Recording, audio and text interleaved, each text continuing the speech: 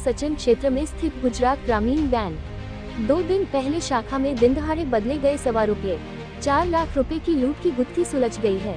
पिस्तौल barrel. Police ने लूट की वारदात को अंजाम देने वाले लुटेरे को गिरफ्तार कर लिया है। आरोपी अमेजन प्राइम डिलीवरी फ्रेंचाइजी हासिल करना चाहता था, जिसके लिए उसे 10 से 12 लाख रुपयों की जरूरत थी। उसने अपने घर के पास स्थित बैंक को लूट लिया।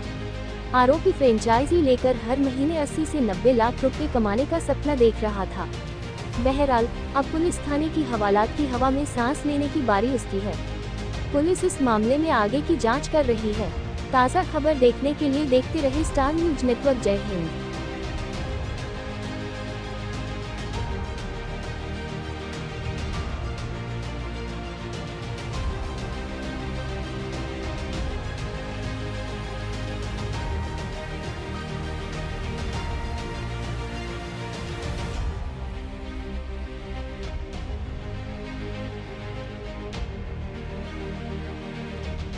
ગઈ તારીખ 20/5/2025 રોજ સુરત નવસારી રોડ પર સચિન જે વિસ્તારમાં સ્વસ્તિક પ્લાઝાના ગ્રાઉન્ડ ફ્લોર ઉપર ગુજરાત ગ્રામીણ બેંક આવેલી છે, આમાં સવારના ટાઈમે બે મહિલા કર્મચારી હાજર હતા ત્યારે એક કિસમ પિસ્તલ જેવું હથિયાર બતાવી અને બેંકમાંથી 3,76,000ની લૂંટ કરી અને બંને મહિલા કર્મચારી અને ત્રીજા જે ડેલી વેજીસ ઉપર એક માણસ હતો, ત્રણેયને બંદી બનાવી રૂમમાં પૂરી અને જતા રહે છે।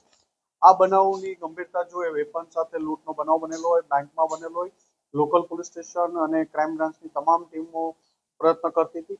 એમાં સુરત ક્રાઇમ બ્રાન્ચની ટીમને એક સારી લીડ મળી હતી। લીડના આધારે નાજીસ ઉર્ફે બબલુ સનાઉલ્લા શેખ 22 વર્ષનો છે, જે સાઈનાથ સોસાયટી સુરત નવસારી રોડ ઉપર જ રહે છે, એની ધરપકડ કરવામાં આવી છે। એની પાસેથી એક પિસ્ટલ અને 7 રાઉન્ડ કબજે લેવામાં આવ્યા છે। લૂંટમાં ગયેલા 3,33,000 જેટલી એમાઉન્ટ કબજે લેવામાં આવી છે। લૂંટમાં જે બેંક કર્મચારી છે એનો બેગ પણ પૈસા ભરવા માટે લઈ ગયો હતો, તો એ બેગ કબજે લેવામાં આવ્યું છે। 2 મોબાઈલ અને લેપટોપ બેગ, એરબેગ બધું કબજે લઈ કુલ 3,95,000નો મુદ્દામાલ એમની પાસેથી કબજે લેવામાં આવ્યો છે અને એની હાલ પૂછપરછ ચાલુ છે। આરોપીને એમેઝોન પ્રાઇમમાં ફ્રેન્ચાઇઝી લેવી હોય કે ડિલિવરી માટેની, પાર્સલ ડિલિવરી માટેની, એટલે 10 થી 12 લાખ રૂપિયાની જરૂર હતી અને એ સચિન વિસ્તારમાં જ રહેતો હોય એટલે એના બેંક ટાર્ગેટમાં હતી અને ત્યાં મહિલા કર્મચારી છે એ પણ એના ધ્યાનમાં હતું, એટલે વહેલી સવારે લૂંટ કરવાના ઈરાદે ઘૂસી ગયો હતો ત્યાં। એણે રેકી કરેલી હતી, બેંકથી નજીક જ રહે છે એટલે એના ધ્યાનમાં પણ હતું કે ત્યાં 2 મહિલા કર્મચારી છે અને ટોટલ 4 માણસો કામ કરે છે, પણ તે દિવસે 3 માણસો જ હાજર હતા।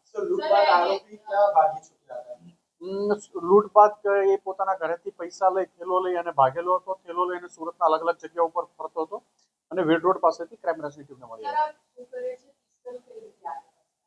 પિસ્તલ એ મુંગેર આરોપી ઓરિજિનલ ચંપારણ ડિસ્ટ્રિક્ટ બિહારનો રહેવાસી છે અને ત્યાં મુંગેર ડિસ્ટ્રિક્ટમાંથી આ 1 માસ પહેલા લૂંટ કરવા માટે એક દીપક નામના માણસ પાસેથી પિસ્તલ અને 7 રાઉન્ડ લઈ આવેલો હતો।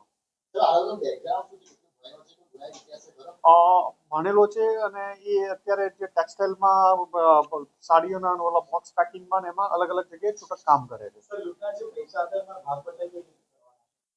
એક જ આરોપી છે, એની પાસેથી 3,33,000 મળી આવ્યા છે। હા, બેંકમાં સિક્યુરિટી ગાર્ડ નહોતો એ સમય પર। એમના હાયર ઓથોરિટીને અમે જાણ કરશું અને એની જે બેંકમાં સિક્યુરિટીના ઓફિસરો અને બીજી અલગ અલગ જગ્યાએ પણ આવી બેંકો આઈડેન્ટિફાઈ કરી નથી ત્યાં સિક્યુરિટી ગાર્ડ રાખવા માટે બધા માટે ભલામણ કરશું।